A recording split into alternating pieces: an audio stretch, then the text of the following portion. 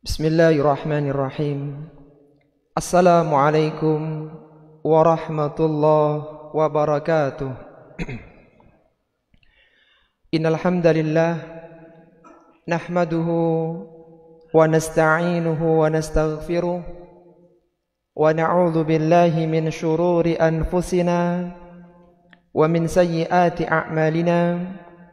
Man yahdihillahu fala mudilla lahu wa may yudlil fala hadiya lahu.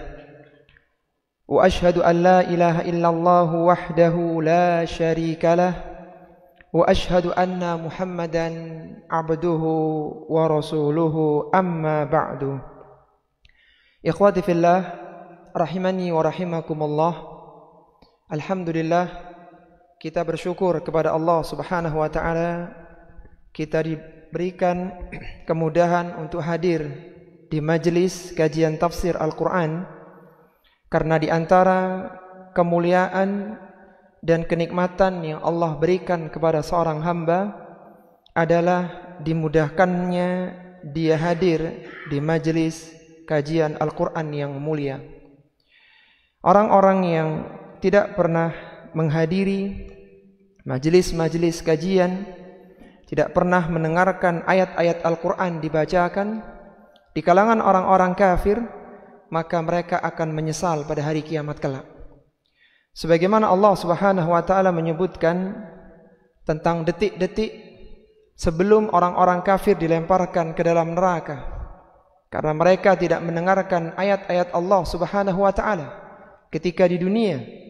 Allah sebutkan dalam surat Az-Zumar, Allah menyatakan, وَسِيقَ الَّذِينَ كَفَرُوا إِلَى جَهَنَّمَ زُمَرًا حَتَّى إِذَا جَاءُوهَا فُتِحَتْ أَبْوَابُهَا وَقَالَ لَهُمْ خَزَنَتُهَا أَلَمْ يَأْتِكُمْ رُسُلٌ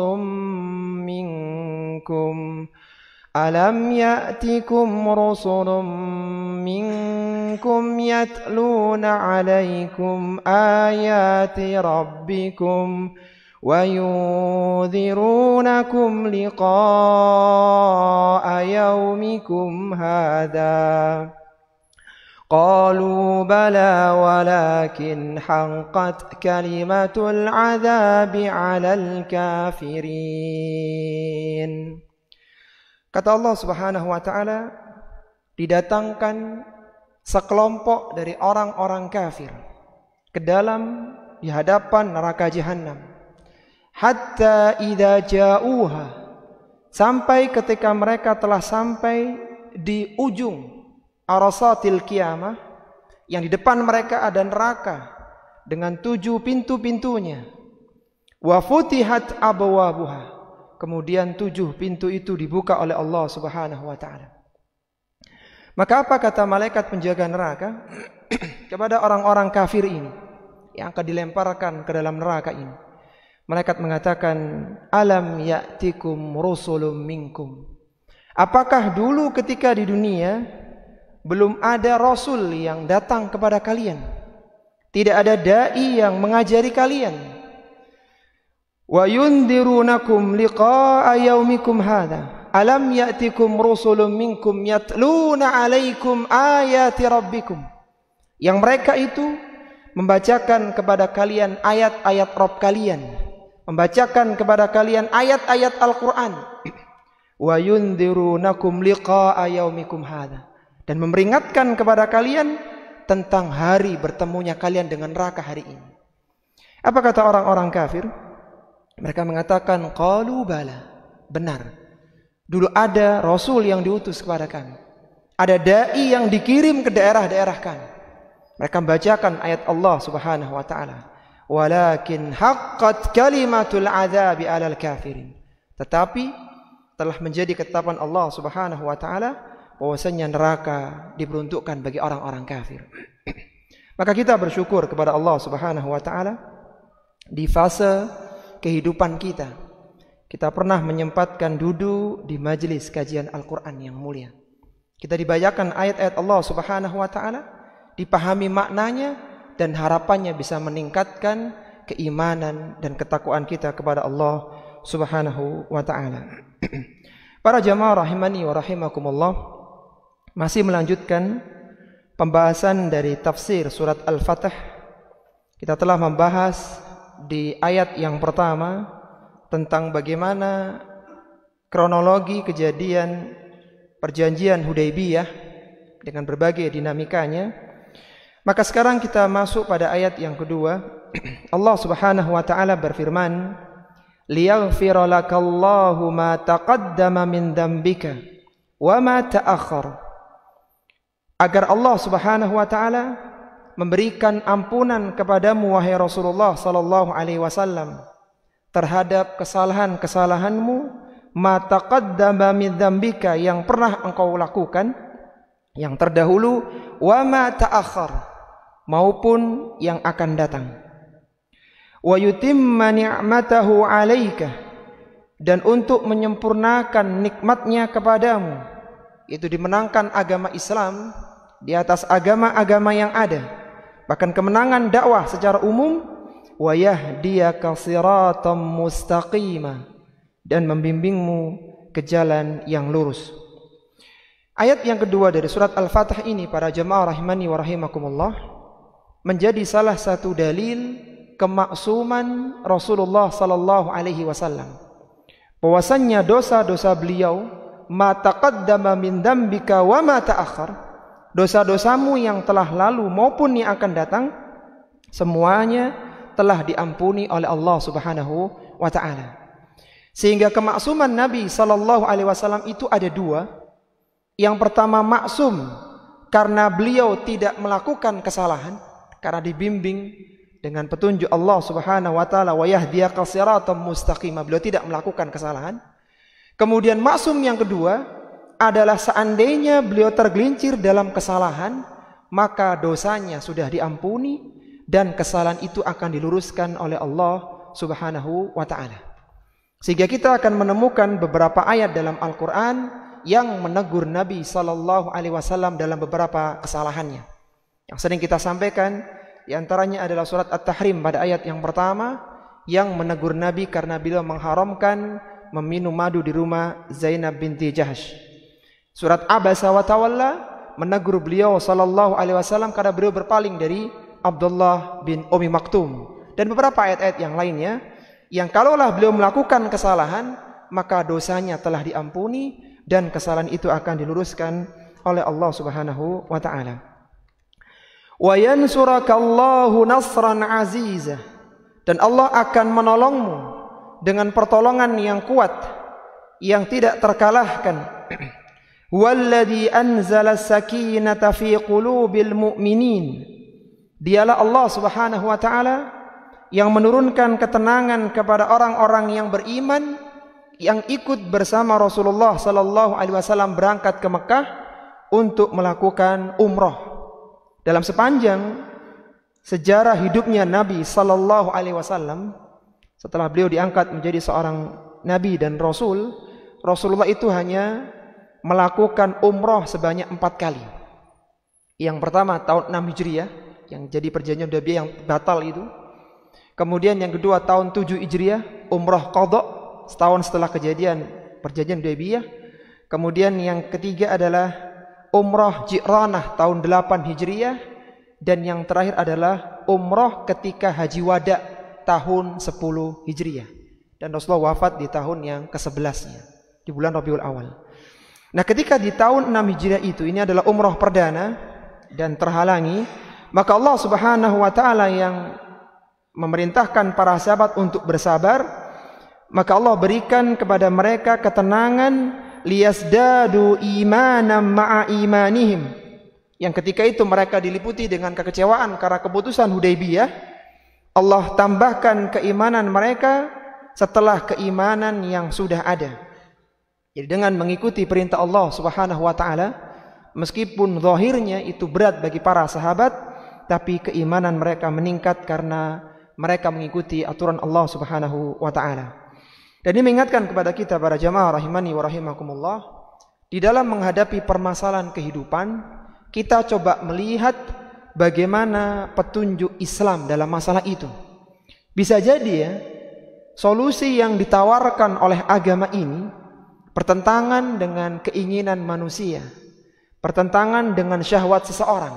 Maka ketika seorang mengikuti petunjuk itu dan itu adalah kebenaran, maka Allah akan tambah keimanannya, Allah akan kuatkan keimanan dan berujung dengan sebuah akhir yang indah. Kemudian Allah Subhanahu wa taala berfirman, "Walillahi junudus samawati wal ard wa kana Allahu aliman hakima."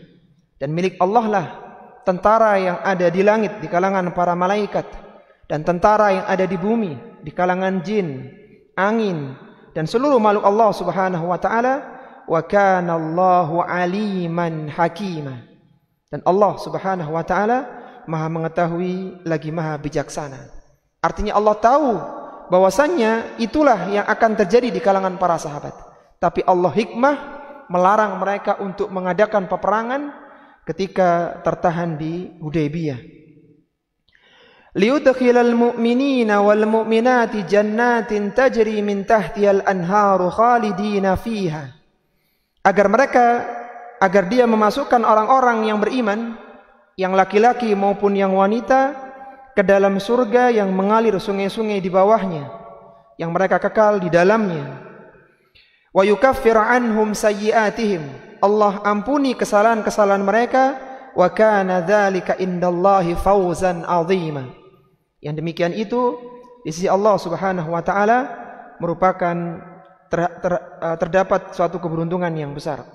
Ayat yang mulia ini, ikhwati fillah, rahimani wa rahimakumullah, yang kelima, memiliki sababun nuzul, memiliki sebab diturunkannya ayat ini. Sebagaimana dikisahkan oleh Anas bin Malik radhiyallahu ta'ala anhu, sahabat yang 10 tahun menjadi pembantu Nabi sallallahu alaihi wasallam, sahabat yang di usia 10 tahun sudah mulai membantu Nabi. Dan sahabat Anas bin Malik ini sahabat yang panjang usianya dan salah satu sahabat yang cukup sedih ketika wafatnya Rasulullah sallallahu alaihi wasallam. Beliau mengatakan, "Inna fatahna laka fatham mubina." Sesungguhnya kami telah memberikan kepadamu wahai Rasulullah sallallahu alaihi wasallam kemenangan yang nyata. Qala al-Hudaybiyah, maksudnya adalah kemenangan di Hudaybiyah. Qala ashabuhu, maka berkatalah sahabatnya, yang dimaksud adalah Ikrimah, hani'an mari'ah, wahai Rasulullah, selamat untukmu, pilihanmu, keputusanmu didukung dengan turunnya ayat inna fatahna laka fatham mubina. Itu engkau akan mendapatkan kemenangan yang nyata, yaitu perjanjian Hudaybiyah ini. Maka kata Ikrimah, fama lana, lalu apa untuk kami? Karena kalau antum perhatikan ya, dhamirnya itu tunggal. Inna fatahna laka fatham mubina, bukan lakum. Artinya kemenangan itu secara spesifik untuk Nabi sallallahu alaihi wasallam. Maka kata para sahabat, fama lana, apa yang akan kami dapatkan dengan hasil Hudaybiyah ini? Maka fa anzalallahu, Allah turunkan ayat. Untuk apa Hudaybiyah ini? Liyudkhilal mu'minina wal mu'minati jannatin tajri min tahtihal anhar. Agar Allah Subhanahu wa taala memasukkan mukmin laki-laki dan wanita ke dalam surga yang mengalir sungai-sungai di bawahnya. Karena kejadian Hudaybiyah itu, mereka bersabar dengan keputusan Hudaybiyah, maka mereka dimasukkan oleh Allah Subhanahu wa taala ke dalam surga. Karena kejadian Hudaybiyah. Seandainya tidak ada Hudaybiyah, maka sama saja antara sahabat satu dengan yang lainnya. Kemudian faidah yang kedua dari perjanjian Hudaybiyah itu, wa yu'adzibal munafiqina wal munafiqat wal musyrikina wal musyrikat. Allah akan menyiksa orang-orang munafik laki-laki dan munafik perempuan. Karena kejadian Hudaybiyah itu, apa dosa mereka? Adh-dhannina billahi dhannas saw. Karena mereka telah berburuk sangka kepada Allah Subhanahu wa taala. Apa buruk sangka mereka kepada Allah Subhanahu wa taala? Nanti akan disebutkan pada ayat setelahnya. Yaitu mereka menyangka, yang mereka tidak berangkat itu, mereka menyangka bahwasannya orang-orang yang berangkat ke Mekah tidak akan kembali ke Madinah. Mereka semua akan terbunuh di Mekah. Islam akan punah, akan habis karena Rasul sudah berangkat bersama sahabat-sahabatnya dan dengan mudah akan ditaklukkan di Mekah. Su'udzon ini yang menjadikan mereka diancam dengan 3 lapis ancaman yang sangat berat. Dan itu karena kejadian Hudaybiyah. Kalau nggak ada kejadian maka tidak muncul suudzon itu bagi mereka. Kemudian kata Allah Subhanahu wa taala, alaihim dairatus sau. Bagi mereka adalah kebinasaan yang sangat buruk. Wa ghadiballahu alaihim. Allah murka kepada mereka. Wa la'anahum. Allah melaknat mereka. Wa addalahum jahannam. Dan Allah janjikan kepada mereka neraka jahannam. Wa sa'at masira. Dan neraka jahannam adalah seburuk-buruk tempat kembali. Seorang yang berburuk sangka kepada Allah Subhanahu wa taala, maka dia akan mendapatkan dampak keburukan dari apa yang dia persangkakan. Maka seorang muslim dan muslimah hendaknya senantiasa berhusnuzan kepada Allah Subhanahu wa taala, terutama ketika dia dalam kondisi-kondisi di bawah, kondisi berat, kondisi sakit, kondisi miskin, kondisi banyak permasalahan yang menghimpitnya. Dia harus senantiasa husnuzan kepada Allah Subhanahu wa taala. Sebagaimana Rasulullah sallallahu alaihi wasallam pernah bersabda, Allah Azza wa Jalla berfirman dalam hadis qudsinya, Innallaha Azza wa Jalla qala, Allah Azza wa Jalla berfirman, ana inda dhanni abdi bi. Aku sesuai dengan persangkaan hambaku kepadaku. In dhanna bi khairan falahu. Kalaulah dia menyangka kebaikan kepada Allah, maka falahu kebaikan untuk dia. Wa in dhanna syarran falahu. Kalau dia menyangka keburukan, maka keburukan baginya. Jadi ingat, ayat yang mulia ini mengingatkan kepada kita hendaknya seorang muslim senantiasa husnudzon kepada Allah, terutama ketika dalam kondisi di bawah. Kondisi sakit, maka kita husnudzon kepada Allah. Ketika ada masalah kita husnudzon, Allah akan tolong kita, Allah akan bantu kita, Allah akan mudahkan urusan kita. Selalu ada harapan begitu dalam hati ini. Dan lihatlah bagaimana Allah Subhanahu wa taala memberikan adab dengan 3 lapis adab bagi orang munafik. Yang kalau kita lihat, dosa mereka itu hanya 1 dalam konteks ayat ini, yaitu mereka suudzon kepada Allah Subhanahu wa taala. Mereka diadab bukan karena mereka membunuh, bukan karena mereka berzina, bukan karena mereka melakukan dosa-dosa besar yang lainnya. Mereka diadab karena dalam hatinya ada suudzon kepada Allah Subhanahu wa taala.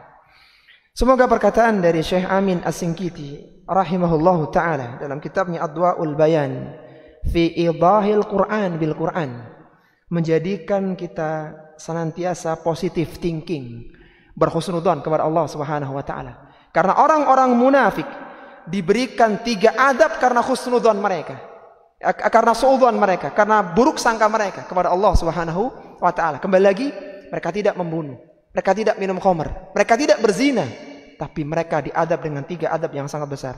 Kata Syekh Amin As-Sinkiti rahimahullahu taala, bayyana jalla wa ala, Allahu jalla wa ala telah menjelaskan fi hadhil ayatil karimah, di dalam ayat yang mulia ini, annahu yujazil musyrikina wal musyrikati wal munafiqina wal munafiqati bi thalathati uqubatin.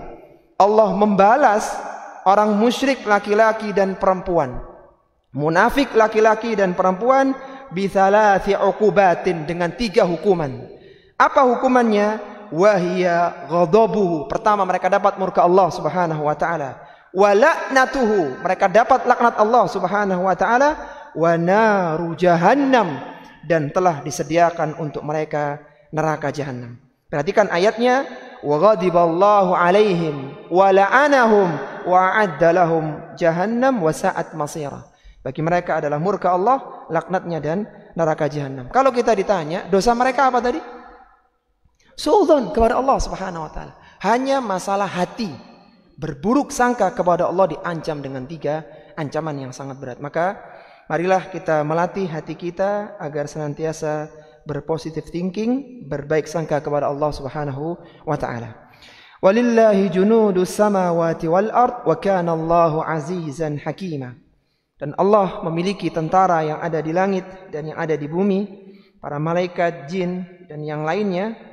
Wa kana Allahu azizan hakima, dan Allah Maha perkasa lagi Maha bijaksana. Allah mampu menolong semua hamba-hambanya yang beriman, dan Allah Maha bijaksana. Kemudian Allah Subhanahu wa taala berfirman pada ayat yang ke-8, "Inna arsalnaka syahidan wa mubasysyiran wa nadhira."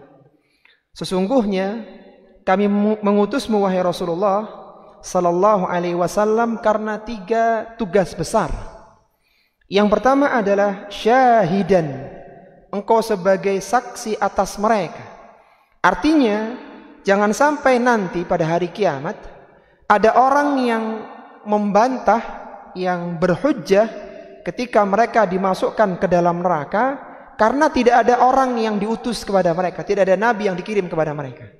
Maka dikatakan dalam ayat ini Rasulullah diutus karena sebagai syahidan, sebagai saksi. Artinya dengan diutusnya Nabi sallallahu alaihi wasallam, siapapun yang tidak beriman tidak ada alasan lagi. Mereka akan dimasukkan ke dalam neraka jahanam. Ini tugas yang pertama sebagai saksi untuk umat manusia. Kemudian yang kedua adalah wa mubasysyiran, memberikan kabar gembira kepada orang-orang yang bertakwa. Karena orang-orang yang bertakwa ini dalam kehidupan dunianya mereka berat. Banyak yang dilarang untuk mereka, sehingga dikatakan oleh Nabi sallallahu alaihi wasallam tentang perumpamaan orang mukmin dengan orang kafir. Dalam masalah dunia, kata Nabi, ad-dunya sijnul mu'min wa jannatul kafir. Dunia adalah penjaranya bagi orang-orang yang beriman dan surganya bagi orang-orang kafir. Karena memang banyak larangan bagi orang-orang yang beriman. Maka Rasul perintahkan untuk memberikan kabar gembira. Sabar, sebentar lagi kalian akan mendapatkan surga Allah Subhanahu wa taala. Wa nadhira, dan tugas yang ketiga adalah sebagai pemberi peringatan bagi orang-orang pelaku maksiat agar kembali kepada Allah Subhanahu wa taala dan kepada orang-orang kafir agar mereka masuk ke dalam agama Islam yang mulia. Kemudian Allah Subhanahu wa taala menyebutkan bahwa tugas Nabi ada 3 tadi. Syahidan sebagai saksi, mubasysyiran sebagai pemberi kabar gembira dan pemberi peringatan. Untuk apa beliau diutus? Litu'minu billahi wa rasulihi, agar manusia beriman kepada Allah dan Rasulnya. Wa tu'azziruhu wa tuwakkiruh, agar mereka mengagungkan Allah Subhanahu wa taala, agar mereka menolong agama Allah Subhanahu wa taala, wa tusabbihuhu bukratan wa asila, dan agar mereka bertasbih kepada Allah Subhanahu wa taala di waktu pagi dan petang. Ini kata Syekh Abu Bakar Jabir Al-Jazairi dalam kitabnya Aisaru Tafasir li Kalamil Aliyyil Kabir, bahwasanya ayat ini yang ke-8 dan ke-9 adalah ayat yang menunjukkan tentang tujuan diutusnya Rasul sallallahu alaihi wasallam. Jadi beliau mendapatkan 3 tugas dan tujuannya agar manusia beriman dan memerintahkan kepada manusia tusabbihuhu, memerintahkan kepada mereka untuk bertasbih bukratan wa asila, yaitu di waktu pagi dan di waktu petang.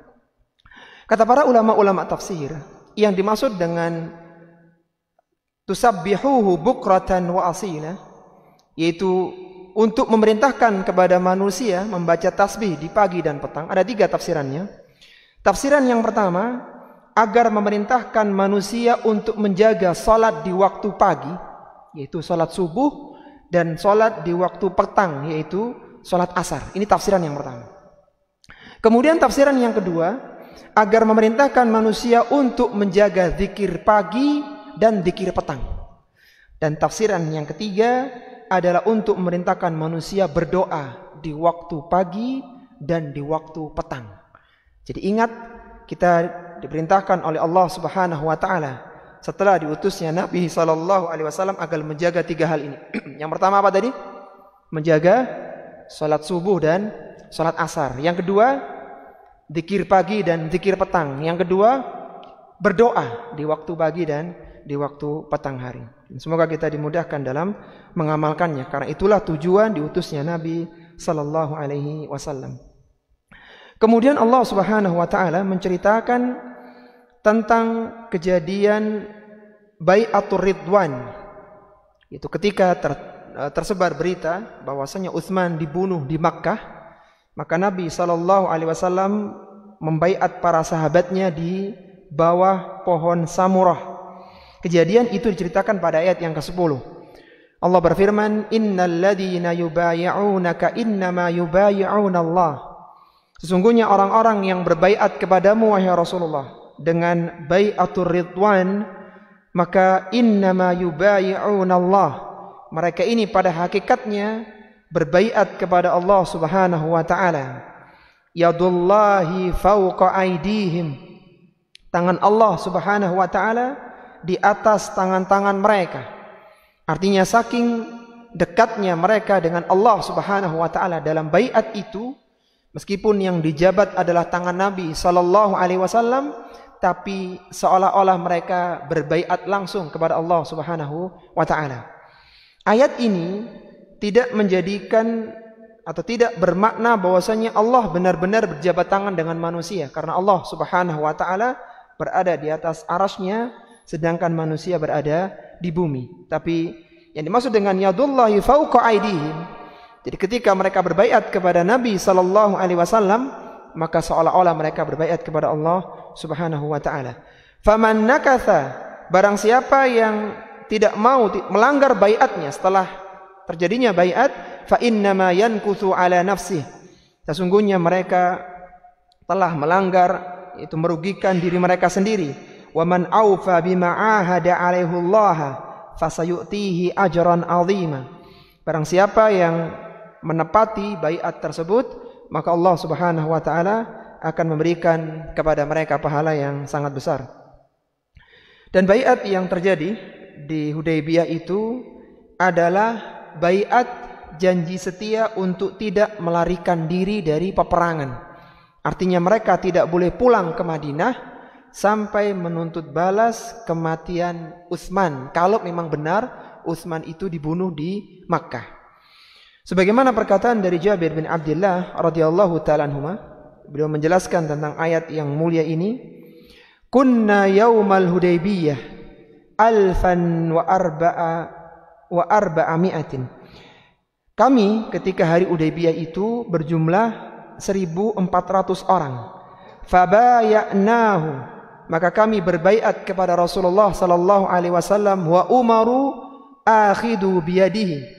Demikian pula Umar juga berjabat tangan dengan Nabi sallallahu alaihi wasallam tahta syajarah wa hiya samurah, yaitu di bawah sebuah pohon yang disebut dengan pohon samurah. Pohon samurah ini meskipun menjadi saksi sejarah, tetapi pada masa Umar itu ditebang pohon itu supaya tidak dikultuskan. Karena dengan kejadian bai'atur ridwan itu mengangkat derajat 1.400 orang, derajat sahabat yang ikut bai'atur ridwan di atas sahabat-sahabat yang lainnya. Sehingga kejadian itu menjadi kejadian yang sangat bersejarah. Wa qala, maka Jabir bin Abdullah mengatakan, baya'nahu ala alla nafirra. Kami itu berbaiat agar tidak boleh lari, tidak boleh pulang ke Madinah. Walam nubayi'hu alal mauti. Bukan kami berbaiat karena siap mati, bukan itu. Jadi bukan baiat kalian harus berperang sampai mati, bukan. Tapi baiatnya tidak boleh pulang ke Madinah sampai darah Utsman itu dimintai pertanggungjawaban. Artinya minta tebusan kepada orang-orang Mekah. Itu baiatnya. Jadi bukan baiat untuk berperang. Kemudian kata Allah Subhanahu wa taala, Allah memberitahukan tentang orang-orang Badui yang mereka tidak ikut berangkat di Hudaybiyah.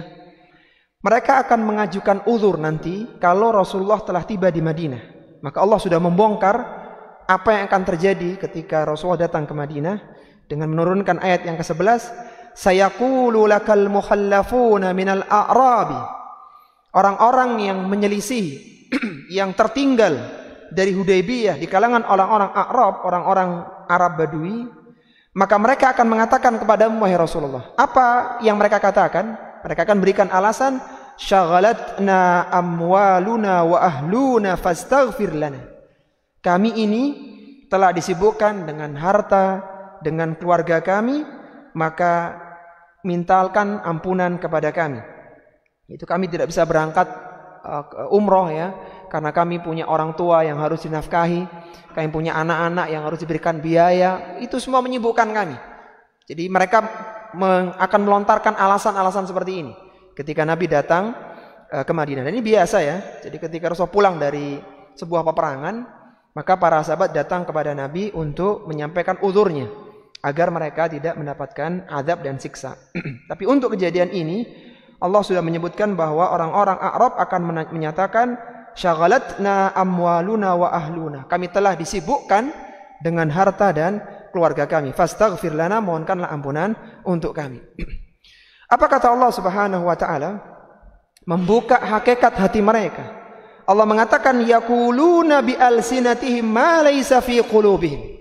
Mereka itu mengatakan itu hanya di lisan-lisan mereka, bukan dari hati mereka. Artinya mereka hanya alasan saja. Mereka hanya mencari-cari uzur saja. Tapi kenyataannya bukan begitu. Faman yamliku lakum qul faman yamliku lakum minallahi syai'an in arada bikum darran aw arada bikum naf'ah. Katakan kepada mereka, siapa yang bisa melindungi kalian ketika Allah memberikan kepada kalian kemudaratan atau kemanfaatan? Ingat ya, mungkin di hadapan Nabi mereka bisa berbohong. Ketika disebutkan kami punya uzur wahai Rasulullah, maka dimohonkan ampunan. Tapi bisa jadi ucapan itu menjadikan mereka mendapatkan mudarat dan siksa di kemudian harinya. Bal kanallahu bima ta'maluna khabira. Dan Allah tahu apa yang mereka kerjakan yang sebenarnya. Itu mereka tidak berangkat karena mereka itu sebenarnya punya ketakutan. Kemudian disebutkan pada ayat yang ke-13 ya, ayat yang ke-12 Allah menyatakan bal dhanantum allay yanqalibar rasul wal mu'minuna ila ahlihim abada. Ini loh aslinya yang menjadikan mereka enggak ikut berangkat umrah itu. Bal dhanantum allay yanqalibar rasul wal mu'minin ila ahlihim abada. Mereka itu punya dhan, punya keyakinan, punya persangkaan allay yanqalibar rasul, bahwa Rasul sekali-kali tidak akan pernah kembali ke Madinah dan orang-orang yang beriman ila ahlihim abada, bahwa mereka tidak akan kembali ke Madinah dengan selamat selama-lamanya. Artinya Rasul dan para sahabat diapakan di Mekah? Dibunuh semuanya. Mereka takut mati. Ini sebenarnya alasan kenapa mereka tidak berangkat. Jadi alasan kesibukan itu hanya alasan yang dibuat-buat. Wa zuyyina dzalika fi qulubikum, dan dijadikan indah persangkaan itu pada hati-hati mereka, hati-hati kalian. Wa dhanantum dhanna sau wa kuntum qauman bura, dan mereka berburuk sangka kepada Allah Subhanahu wa taala sehingga mereka pun menjadi kaum yang binasa, yaitu yang mendapatkan siksa Allah Subhanahu wa taala. Kembali lagi kita ingatkan para jamaah, ketika di dalam dakwah ya, mendapatkan himpitan dan tekanan, maka kembali lagi kita harus senantiasa husnudzon kepada Allah Subhanahu wa taala. Kita harus senantiasa memberikan atau menaruh harapan bahwasanya dakwah ini pasti Allah akan menolongnya. Tidak mungkin Islam dibiarkan punah dan habis. Allah pasti menolongnya. Keyakinan ini perlu ada para jamaah. Karena kalau tidak ada, inilah dulu yang menjangkiti orang-orang munafik. Antum bayangkanlah, seandainya kita berada saat itu ya. Ini kejadiannya baru selesai dari kejadian perang Khandaq tahun 5 Hijriah. Kemudian mereka berangkat ke Mekkah. Yang secara hitung-hitungan ini perang seandainya terjadi itu di kandangnya orang-orang Mekkah. Dan Madinah tidak siap waktu itu. Maka seolah-olah ya ketika orang berangkat ke sana itu nyari mati begitu, nyari kematian di Mekkah. Maka orang-orang munafik yang takut mati mereka suudzon. Mereka yang berangkat nggak akan balik. Sudah, ini nggak akan balik. Udah, kita nggak akan berangkat. Tapi ternyata mereka balik ke Madinah, maka mereka mengajukan uzur. Syaghalatna amwaluna wa ahluna. Mohon maaf ya Rasulullah, kita disibukkan dengan harta dan anak-anak kami dan keluarga kami. Tapi kembali lagi, ketakutan mereka itulah yang sebenarnya menjadikan mereka tidak ikut berangkat ke Mekkah. Jadi jangan sampai muncul suudzon, terutama di detik-detik semacam itu, detik yang butuh dukungan dari para pengikut-pengikut dakwah. Wa kuntum qauman bura, dan akhirnya mereka menjadi orang-orang yang binasa. Wa man lam yu'min billahi wa rasulihi fa inna a'tadna lil kafirina sa'ira. Dan barang siapa yang tidak beriman kepada Allah dan Rasulnya, fa inna a'tadna lil kafirina sa'ira, maka Allah menyediakan bagi orang-orang kafir neraka yang menyala-nyala. Ayat yang ke-13 ini masih ada kaitannya dengan ayat yang sebelumnya tentang ketakutan orang-orang munafik bahwa Rasulullah dan para sahabatnya tidak akan kembali ke Madinah. Maka Allah katakan, "Wa man lam yu'min billahi wa rasuli." Barang siapa yang tidak beriman kepada Allah dan Rasulnya. Rasul sudah mengatakan kita akan masuk ke Mekah untuk umrah dan dia tidak percaya, maka fa inna a'tadna lil kafirina sa'ira. Allah telah sediakan kepada orang-orang kafir neraka yang menyala-nyala. Maka para ulama-ulama akidah menjadikan dalil ayat ini adanya kufur karena nifak. Kalau antum ikuti ceritanya tadi, ini kan kaitannya dengan orang munafik sebenarnya. Tapi Allah menyebutkan di sini fa inna a'tadna lil kafirina. Allah tidak mengatakan fa inna a'tadna lil munafiqin, tapi lil kafirina sa'ira.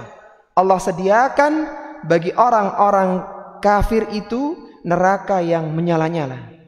Kata ulama kita di antaranya adalah Al-Imam Al-Qurtubi dalam Al-Jami' li Ahkamil Qur'annya, ini menunjukkan adanya kufur karena nifak.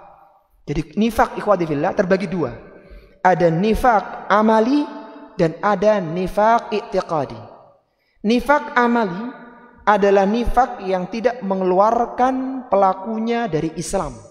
Dia munafik tapi dia Islam, masih muslim dia. Ada nifak i'tiqad, yaitu nifak keyakinan yang khurujum minal millah. Yang kalau orang terkena penyakit ini maka dia keluar dari Islam. Dia hakikatnya kafir meskipun fisiknya muslim. Itu disebut dengan nifak i'tiqad. Nifak amali itu contohnya seperti seorang itu berdusta. Itu nifak tapi tidak mengeluarkan dari Islam. Seperti misalnya orang berkhianat, seperti orang bermusuhan, itu semua sifat-sifat munafikin, tapi tidak mengeluarkan dari Islam. Adapun nifak i'tiqad, ini nifak keyakinan. Misalnya berkeyakinan Al-Quran belum sempurna, berkeyakinan ada syarat Islam yang salah dan seterusnya. Keyakinan ini berbahaya, sehingga seorang yang beragama Islam tidak boleh merasa aman, karena di sana ada pembatal-pembatal keislaman. Salah satunya adalah sifat nifak. Sehingga apa kata Ibnu Abi Mulaikah, salah seorang tabi'in yang pernah bertemu dengan sahabat-sahabat kibar. Kata beliau, dinukil oleh Imam Al-Bukhari dalam sahihnya Syarh Mu'allaq. Kata beliau, kata Ibnu Abi Mulaikah, adraktu 30 min ashabin Nabi sallallahu alaihi wasallam kulluhum yakhafun nifaqa ala nafsihi. Aku telah bertemu dengan 30 orang sahabat yang semuanya mereka itu takut terjangkit penyakit nifak dalam hatinya. Umar bin Khattab radhiyallahu ta'ala anhu, seorang sahabat yang dijamin surga oleh Nabi. Kata Nabi, Abu Bakar fil jannah, Umar fil jannah, Utsman fil jannah, Ali fil jannah. Disebutkan mereka yang dijamin surga. Tapi Umar menyempatkan diri untuk tanya kepada Hudzaifah ibnul Yaman, sahabat siri Nabi sallallahu alaihi wasallam yang tahu daftar list nama-nama munafik yang ada di Madinah. Maka Umar tanya, apakah namaku masuk dalam list itu, wahai Hudzaifah? Kata Hudzaifah, tidak, engkau tidak masuk dalamnya. Ini Umar bin Khattab takut jangan sampai beliau dimasukkan dalam listnya orang-orang munafik. Jadi hati-hati dengan sifat kemunafikan, terutama nifak secara keyakinan, karena diancam dengan kekufuran. Bahkan orang-orang munafik itu nerakanya lebih dalam daripada orang kafir. Sebagaimana Allah menyatakan dalam Al-Quran, innal munafiqina fi darkil asfali minan nar. Sesungguhnya orang-orang munafik itu di darkil asfal, di keraknya neraka jahannam, wal iyadzubillah. Maka marilah kita luruskan niat kita, jangan sampai ada persangkaan buruk kepada Islam dan kaum muslimin, karena di antara sifat-sifat munafik itu senantiasa suudzon kepada Allah Subhanahu wa taala, kepada Rasulnya dan kepada kaum muslimin, wal iyadzubillah. Kemudian Allah Subhanahu wa taala berfirman, walillahi mulkus samawati wal ard, dan milik Allah lah kerajaan yang ada di langit dan yang ada di bumi. Yaghfiru liman yasha'u wa yu'adzibu man yasha'. Allah mengadab siapa yang Allah kehendaki, dan wa kana Allahu ghafurur rahima, dan Allah Maha Pengampun lagi Maha Penyayang. Kalaulah pada ayat yang ke-13 Allah mengancam orang-orang munafik dengan ancaman lil kafirina, a'tadna lil kafirina sa'ira. Allah ancam mereka dengan neraka yang menyala-nyala. Maka pada ayat yang ke-14 ini Allah memberikan harapan untuk mereka, kalaulah orang munafik itu seandainya mereka telah suudzon kepada Allah dan Rasulnya, mereka mau bertaubat kepada Allah, wa kana Allahu ghafurur rahim, niscaya mereka akan mendapati Allah Subhanahu wa taala Maha Pengampun lagi Maha Penyayang. Ini mengingatkan kepada kita, sebanyak apapun dosa manusia, sebesar apapun dosa manusia, sampai pun kekufuran, ketika dia bertaubat kepada Allah Subhanahu wa taala, Allah mengatakan wa kana Allahu ghafurur rahim. Allah Maha Pengampun lagi Maha Penyayang. Sehingga ketika ada seorang muslim yang dia telah mengakui dosanya, dia telah bertaubat dari berbagai dosa dan kemaksiatannya di masa lalunya, maka kita sebagai orang yang mungkin dimintai nasihat, jangan membacakan ayat-ayat ancaman kepada dia, karena dia sudah bertaubat. Tapi bacakan ayat-ayat harapan. Datangkan hadis-hadis harapan untuk orang semacam ini. Ayat ancaman, hadis ancaman disajikan, diberikan kepada orang-orang yang sedang terjerumus dalam kemaksiatan. Tapi ketika seorang sudah bertaubat kepada Allah Subhanahu wa taala, sebanyak apapun dosanya, sebesar apapun dosanya, antum bacakan ayat-ayat harapan. Wa kana Allahu ghafurur rahim. Qul ya ibadiyalladzina asrafu ala anfusihim la taqnatu mir rahmatillah. Innallaha yaghfirudz dzunuba jami'a. Innahu huwal ghafurur rahim. Antum bacakan ayat seperti ini. Antum bacakan bahwasanya dosa antum, dosamu yang banyak itu tidak ada apa-apanya dibandingkan dengan luasnya ampunan Allah Subhanahu wa taala. Jangan lagi diungkit dosa ini dosanya besar, ini besar. Bukan itu. Itu bukan waktu yang tepat. Tapi datangkan harapan kepada mereka sehingga mereka kembali kepada Allah Subhanahu wa taala. Karena kalau kita bacakan ayat-ayat ancaman, yang muncul adalah berputus asa dari rahmat Allah Subhanahu wa taala. Kalau orang membunuh sekali saja, itu loh hukumannya. Bagaimana kalau sudah membunuh banyak orang? Kalau seorang naudzubillah berzina sekali aja seperti itu hukumannya, bagaimana sudah berkali-kali? Wal iyadzubillah. Maka yang ada adalah berputus asa dari rahmat Allah Subhanahu wa taala. Maka supaya tidak seperti itu, datangkan bahwasanya Allah Subhanahu wa taala Maha Pengampun lagi Maha Penyayang. Kemudian Allah Subhanahu wa taala berfirman pada ayat yang ke-15, sayaqulul muhallafuna idzan qalabtum idzan talaqtum ila maghanim lita'khudhuha dharuna nattabi'kum yuriduna ay yubaddilu kalam Allah. Orang-orang Arab Badui yang tertinggal, mereka akan berkata, yang enggak ikut dalam perjanjian Hudaybiyah, bahkan di kalangan orang-orang munafik, maka mereka akan berkata, jika kalian akan berangkat untuk mengambil ghanimah, yaitu sebelum Rasulullah sallallahu alaihi wasallam dan para sahabatnya pulang ke Madinah ya, setelah perjanjian Hudaybiyah, maka Nabi sudah diberikan berita kemenangan, yaitu Fathu Khaybar. Jadi Rasulullah sudah dijanjikan setelah ini maka silahkan kalian menaklukkan Khaybar. Dan penaklukan Khaybar itu sekitar 1 bulan, dan Khaybar itu tempat pentagonnya orang-orang Yahudi. Tempat strategi militer mereka, kekuatan mereka di situ. Dan di sana ada kurma Khaybar yang sangat terkenal kemahalannya dan kebagusannya. Dan itu semua akan ditaklukkan oleh kaum muslimin, sampai Allah katakan bahwa orang-orang yang beriman akan pulang dengan membawa ghanimah. Jadi perang Khaybar itu perang khusus yang sebelum berangkat sudah dijanjikan dengan kemenangan. Nanti kita lihat bagaimana itu proses peperangannya, meskipun sudah dijanjikan dengan kemenangan. Maka orang-orang Badui akan mengatakan kepada kalian saat itu, kalaulah kalian ini akan berangkat ke Khaybar, maka daruna nattabi'kum, tolong biarkan kita untuk membantu kalian untuk berangkat ke Khaybar, untuk ikut perang. Kita pengen ikut karena sudah jelas menang, nggak mungkin kalah, sudah jelas menangnya. Yuriduna ayyubaddilu kalam Allah, karena mereka ingin merubah kalamullah, yaitu perintah Allah Subhanahu wa taala. Apa perintah Allah Subhanahu wa taala atau firman Allah? Kullan tattabi'una, bahwa mereka tidak boleh ikut dalam perang itu karena mereka itu tidak ikut dalam perjanjian Hudaybiyah. Yang boleh ikut hanya ikut Hudaybiyah. Kadzalikum qala Allahu min qabl. Itu sebagaimana perkataan mereka yang sebelumnya, fasayaquluna bal tahsudunana bal kanu la yafqahuna illa qalila. Mereka mengatakan sebenarnya setelah keputusan itu mereka mengatakan sebenarnya kalian ini dengki kepada kita, wa kanu la yafqahuna illa qalila, karena mereka tidak mengerti kecuali sedikit saja. Jadi setelah selesai ini ayatnya kan memang tidak sesuai dengan kronologi ya. Jadi urutannya tidak seperti kronologi kejadian.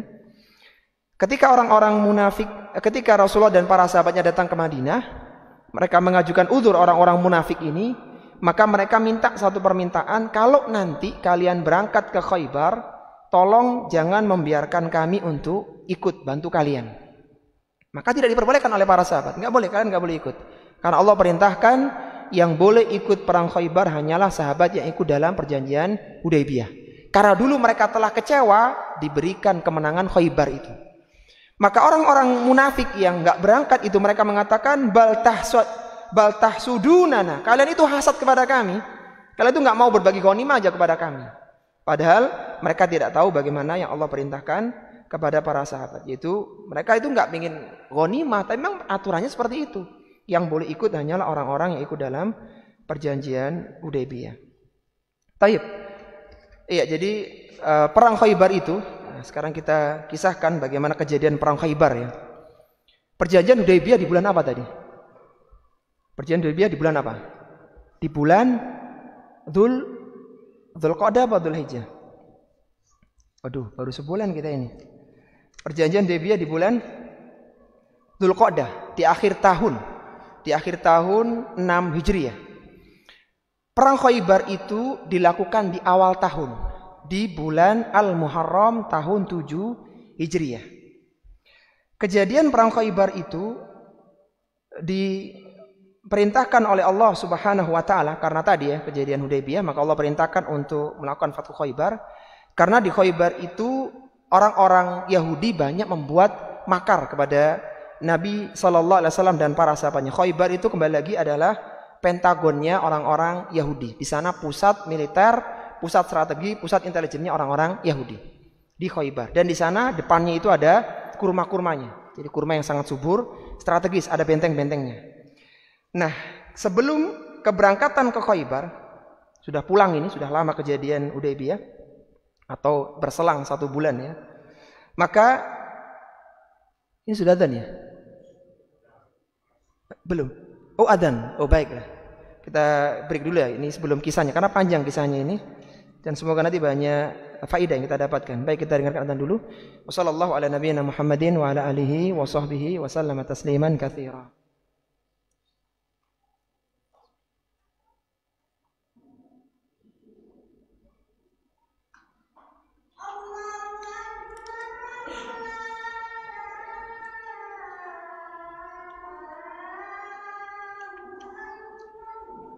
Allahu akbar.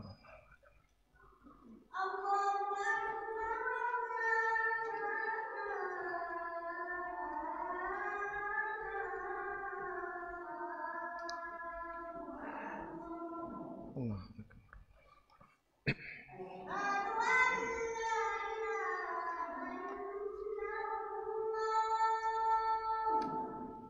Asyhadu an la ilaha illallah.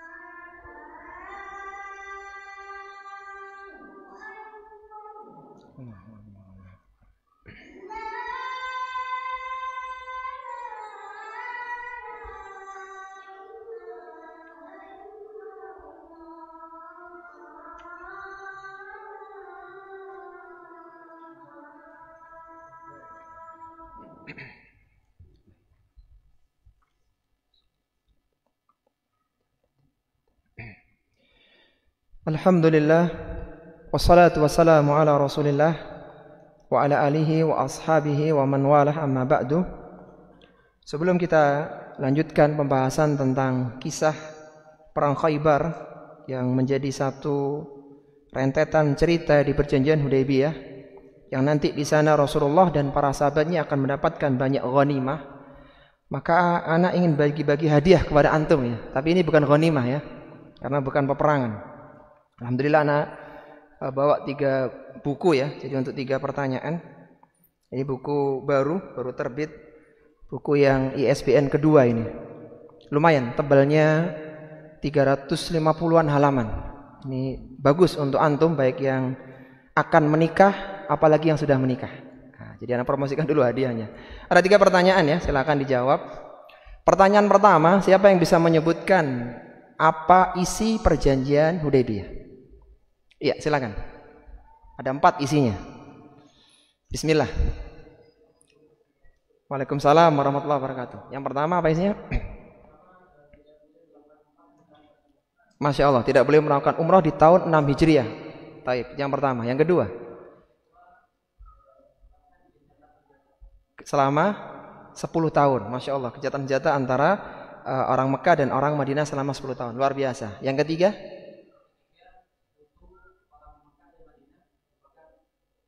bagian dari mereka, sehingga mengganggu sekutu Mekah atau Madinah sama-sama seperti mengganggu orang Mekah atau orang Madinah. Taib. Kemudian yang keempat, yang terakhir.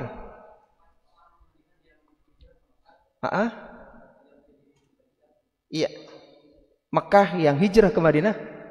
Mumtaz, luar biasa. Luar biasa. Silakan. Tafadhol. Jawabannya tepat sekali. Ada 4 poin ya. Taib, barakallahu fiik. Iya. Taib. Kemudian pertanyaan yang kedua. Tadi kita sudah bacakan ayat tentang tujuan diutusnya Nabi itu ada 3. Nah, siapa yang bisa mengulang ini? Silakan. Yang pertama apa? Tujuannya Nabi diutus sebagai saksi atas seluruh umat. Ya. Yang kedua, yang bertakwa. Yang ketiga, orang-orang kafir dan orang-orang musyrik. Masya Allah, luar biasa. Silakan. Iya. Cocok dengan jawabannya yang luar biasa ini. Barakallahu fiik. Yang terakhir, tadi orang munafik itu karena su'udzonnya itu mendapatkan 3 hukuman. Nah, silakan Pak. Masya Allah. Langsung ini. Iya. Silakan. Kayaknya udah langsung disiapin aja hadiahnya ini. 1, murka Allah, dilaknat, neraka jahanam. Luar biasa. Taib. Barakallahu fiik. Luar biasa jawabannya. Iya. Jazakallahu khairan, Masya Allah. Barakallahu fiik. Baik, ikhwati fillah rahimani wa rahimakumullah, kita lanjutkan ya pembahasan atau kisah perang Khaybar. Jadi perang atau kejadian Hudaybiyah di akhir tahun di bulan Dzulqa'dah, sedangkan Khaybar ini di awal tahun. Jadi kan bulan itu bulan Ramadan, bulan Syawal, bulan Dzulqa'dah, bulan Dzulhijjah, Dzulqa'dah ya, kemudian Muharram, kemudian Safar, gitu kan, Rabiul Awwal. Jadi intinya Anda ingin tunjukkan ke antum ini akhir tahun dan awal tahun begitu. Baik, sebelum Rasulullah SAW berangkat ke sana, Rasulullah sudah memberikan pesan, ini adalah wahyu dari Allah, tidak boleh ikut dalam perang Khaybar kecuali yang ikut bai'atur ridwan. Itu ketentuannya. Jadi nggak perlu pakai daftar ulang registrasi karena pasti akan ditolak. Yang boleh berangkat hanyalah yang ikut bai'atur ridwan. Sehingga datanglah tadi orang-orang munafik yang ingin mendaftarkan diri karena mereka tahu perangnya pasti menang. Taib. Maka pada malam harinya, besok mau perang, pada malam harinya Rasulullah menyampaikan kepada para sahabat bahwa keesokan pagi subuh aku akan berikan Rayatul Khaybar, jadi panji perang Khaybar, kepada orang yang cinta kepada Allah dan Rasulnya dan dia dicintai oleh Allah dan Rasulnya. Sehingga pada pagi hari itu ya, subuh itu para sahabat berbondong-bondong pergi ke masjid Nabi. Ya, artinya mereka juga pergi ke masjid setiap hari ya. Cuman hari itu mereka pingin berpagi-pagi. Karena mereka berharap merekalah yang mendapatkan panji perang Khaybar. Sampai-sampai kata Umar radhiyallahu taala anhu, tidaklah ada satu jabatan yang paling aku harapkan kecuali menjadi panglima perang Khaybar. Bukan karena ingin ghanimah, tapi karena ingin mendapatkan justifikasi bahwasanya Umar adalah orang yang dicintai oleh Allah dan Rasulnya, dan dia cinta kepada Allah dan Rasulnya. Pengen dapat itu aja. Dan Nabi SAW tanya ya setelah para sahabat berkumpul, mana Ali bin Abi Thalib? Ali bin Abi Thalib waktu itu sedang sakit mata. Kemudian dipanggil oleh Nabi SAW dan beliau memberikan ludahnya yang mulia, diusapkan ke Ali, langsung sembuh. Seperti beliau tidak pernah sakit sama sekali. Jadi langsung sembuh seketika itu juga. Karena ini mau peperangan begitu. Taib. Kemudian perhatikan pesannya Nabi SAW kepada Ali bin Abi Thalib yang akan berangkat perang. Ingat ya, berangkat perang, bukan berangkat dakwah. Kata Nabi SAW kepada Ali, beliau berpesan setelah dinobatkan menjadi panglima perang Khaybar yang dikatakan Abdullah bin Umar, Ali punya 3 kelebihan di atas semua sahabat, yaitu dia dinikahkan dengan Fatimah, kemudian dia mengamalkan ayatun najwa di surat Al-Mujadilah, dan dialah yang terpilih menjadi seorang yang menjadi panglima perang Khaybar yang tidak diberikan kepada semuanya termasuk Umar bin Khattab radhiyallahu taala anhu.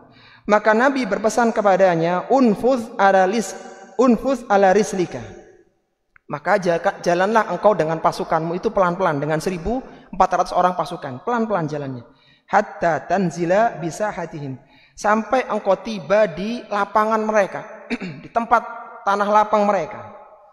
Kemudian setelah sampai di sana, jangan langsung diserang mereka, tapi perintahkan ud'uhum ilal Islam, ajak dulu mereka masuk Islam.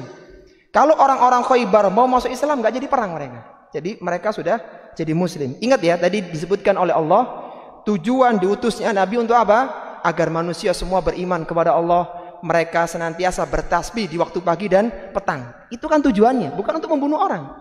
Maka Rasul perintahkan ud'uhum ilal Islam, ajak mereka untuk masuk Islam dulu. Wa akhbirhum bima yajibu alaihim min haqqillahi fihi. Dan sampaikan kalaulah mereka masuk Islam, maka sampaikan kewajiban Allah untuk mereka. Mereka harus sholat, mereka harus zakat, mereka harus puasa. Kalau mampu mereka haji ke Makkah. Sampaikan kepada mereka. Perhatikan ikhwah, ini kalimat emasnya Nabi ya. Ya, hadis-hadis Nabi semuanya adalah luar biasa, dan salah satunya ini. Dan ini kembali lagi disampaikan oleh Nabi bukan untuk Ali yang sedang dakwah, tapi Ali yang mau perang. Rasul mengatakan begini, fa wallahi la an yahdiyallahu bika rajulan wahidan khairun laka min an yakuna laka khumrun na'am. Wahai Ali, seandainya ada satu orang Yahudi yang engkau ajak Islam dan dia masuk Islam, satu aja dari puluhan orang-orang Yahudi di sana itu, ratusan orang Yahudi di sana, maka itu lebih baik daripada engkau mendapatkan onta merah. Perhatikan ikhwati fillah rahimani wa rahimakumullah. Hadis ini dikeluarkan oleh Nabi kepada Ali yang mau perang. Maka tentunya kita di zaman sekarang lebih berhak untuk mengambil hadis ini. Seolah-olah Rasul mengatakan kepada kita, fa wallahi, demi Allah, seandainya ada satu ikhwah yang antum bisa ajak mereka hadir di majelis ilmu, dia mendengarkan ayat Allah, dia jadi orang baik, itu lebih baik daripada antum mendapatkan onta merah, mendapatkan mobil yang termahal, mobil harga setengah M, mobil yang gede-gede itu. Itu lebih baik antum mengajak satu ikhwan di sini. Maka lihatlah ikhwati fillah rahimani wa rahimakumullah, sekarang medan dakwah sangat luas sekali. Kalaulah dulu Ali harus berangkat ke Khaybar, kalau dulu Rasulullah harus berangkat ke Taif untuk dakwah, antum tidak perlu. Antum cukup pasang flyer di story antum, di WA antum, share ke teman-teman antum yang antum merasa mereka butuhkan. Siapa tahu dari mereka ada orang-orang yang tersentuh dengan dakwah ini, dia mendapatkan hidayah.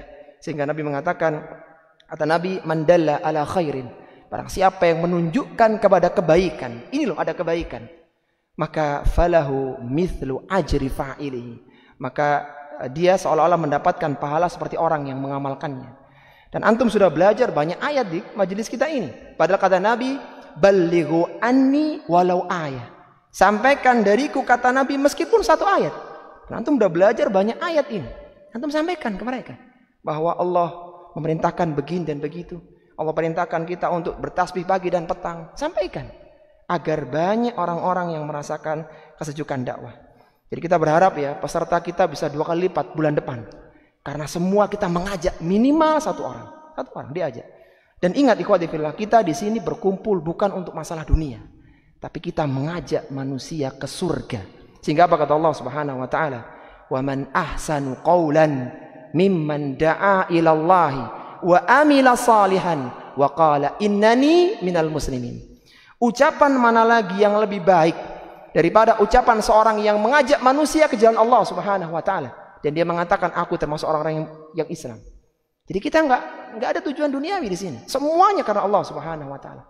Betapa banyak orang saja yang promosi ya barang dagangannya dengan luar biasa.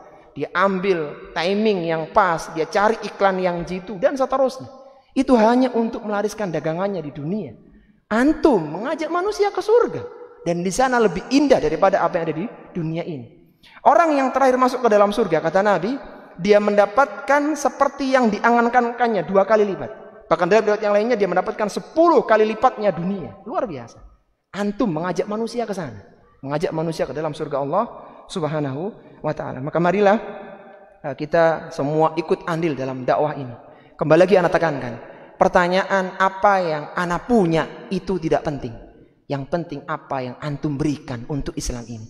Ana yakin antum punya banyak, tapi apakah antum mau memberi untuk Islam? Mau memberikan sedikit kuota antum untuk posting, untuk nge-share dan demikian seterusnya. Jadi mari kita mengambil satu bagian dari dakwah mengajak manusia jalan Allah Subhanahu wa taala. Dan ingat, majelis ilmu adalah majelis yang penuh dengan ketenangan. Orang yang punya masalah hadir di majelis ilmu tenang dia. Dan majelis ilmu adalah majelis yang penghuninya tidak akan sengsara. Humul julasa la yashqa bihim jalisuhum. Baik, kita tutup kajian kita dengan kisah perang Khaybar. Di Khaybar itu ikhwati fillah ada 2 lapisan benteng. Benteng yang pertama, di lapisan yang pertama ada 5 lapis benteng. Lapisan yang pertama ada 5 lapisan di dalamnya. Dan di lapisan yang kedua ada 3 lapis benteng. Dan peperangan yang sengit itu di 5 lapisan yang pertama. Sehingga terjadi peperangan yang sangat dahsyat. Bahkan disebutkan ada satu panglimanya yang bernama, anak terlupakan ya namanya, Marhab kalau tidak salah, yang dia punya kekuatan 1000 orang. Kemudian ketika berhadapan dengan Ali akhirnya kalah. Jadi Ali masih lebih kuat, mungkin 2000 kali lipat daripada Marhab yang punya kekuatan 1000 pasukan. Intinya kalahlah mereka di sana. Dan dari perang Khaybar itu salah satu alat yang didapatkan waktu itu, mereka mendapatkan majanik ya. Majanik itu alat pelempar yang merupakan alat perang tercanggih zaman itu. Jadi Yahudi itu udah punya alat-alat perang yang sangat luar biasa, dan zaman itu mereka punya alat untuk melemparkan itu. Jadi nggak perlu face to face, tapi cukup jarak jauh. Nah, tapi alat itu akhirnya ketangkep ya, jadi dapat oleh kaum muslimin sehingga bisa digunakan untuk melumpuhkan 3 benteng di lapisan yang kedua.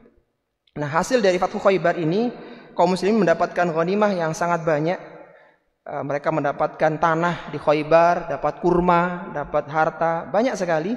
Salah satunya adalah ditawannya Sofiyah binti Huyai bin Akhtab. Sofiyah dan keluarganya waktu itu bersembunyi di Khaybar, dan ketika kejadian Khaybar ini Sofiyah menjadi tawanan, menjadi hamba sahaya. Dan Nabi SAW memerdekakan Sofiyah dan dijadikan kemerdekaan itu menjadi maharnya Sofiyah. Kalau boleh kita sedikit membahas tentang mahar ya. Mahar itu hanyalah dengan sesuatu yang ada nilainya. Dan pemerdekaan hamba sahaya itu butuh nilai dengan tebusan, dan tebusannya mahal. Nah, Nabi menjadikan nilai tebusan itu sebagai maharnya. Jadi nggak dikasih apa-apa kecuali dimerdekakan jadi orang merdeka. Nah, ini mengingatkan kepada kita, jangan sampai seorang itu menikah dengan sesuatu ibadah, karena itu tidak boleh dinilaikan. Mohon maaf sekali lagi, misalnya contoh menikah dengan mahar hafalan Al-Quran, maka ini kurang tepat. Kenapa? Karena hafalan Quran itu adalah ubudiyah. Tapi kalau menikah dengan mengajarkan Al-Quran, maka ini bagus. Karena mengajarkan Al-Quran itu bisa mendapatkan upah. Dan ini cuma para ulama tentang masalah ini. Intinya, ibadah tidak boleh dijadikan sebagai mahar, karena itu adalah sebuah ubudiyah kepada Allah Subhanahu wa ta'ala. Taib. Kemudian Rasul sallallahu alaihi wasallam menikahi Sofiyah. Sebelumnya dia dinikahi oleh dua orang, yaitu Salam bin Mishkan, dan kemudian cerai ya, dan dinikahi pula oleh Kinanah bin Ar-Rabi yang terbunuh di perang Khaybar. Dan Sofiyah binti Huyai ini satu-satunya istri Nabi dari kalangan Ahlul Kitab, dari kalangan Yahudi. Sofiyah wafat di Madinah tahun 50 Hijriah. Dan dalam perang Khaybar ini yang mati syahid di kalangan kaum muslimin hanya 16 orang, sedangkan yang mati di kalangan orang-orang Yahudi sebanyak 93 orang. Dan Rasulullah kembali ke Madinah di akhir bulan Safar tahun 7 Hijriah. Yang tadi Anda bilang perangnya sekitar 1 bulan.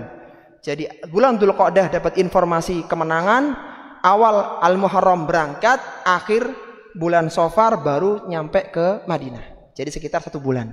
Ini mengingatkan kepada kita bahwa sesuatu yang dijanjikan menang itu masih butuh proses untuk memenangkannya.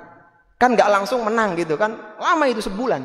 Antum bisa bayangkan berapa logistik yang dibutuhkan untuk sarapan pagi, untuk makan malam dan seterusnya. Banyak sekali. Intinya bahwa agama Islam ini pasti akan menang meskipun jalannya sangat panjang, dan kita harus yakin serta bersabar, serta kita harus memberikan kontribusi untuk kemenangan Islam ini. Ana mohon maaf kalau ada hal yang kurang berkenan. Kita akhiri. Subhanakallahumma wa bihamdika asyhadu an la ilaha illa anta astaghfiruka wa atubu ilaik wa akhiru da'wana alhamdulillahi rabbil alamin. Wassalamualaikum warahmatullahi wabarakatuh.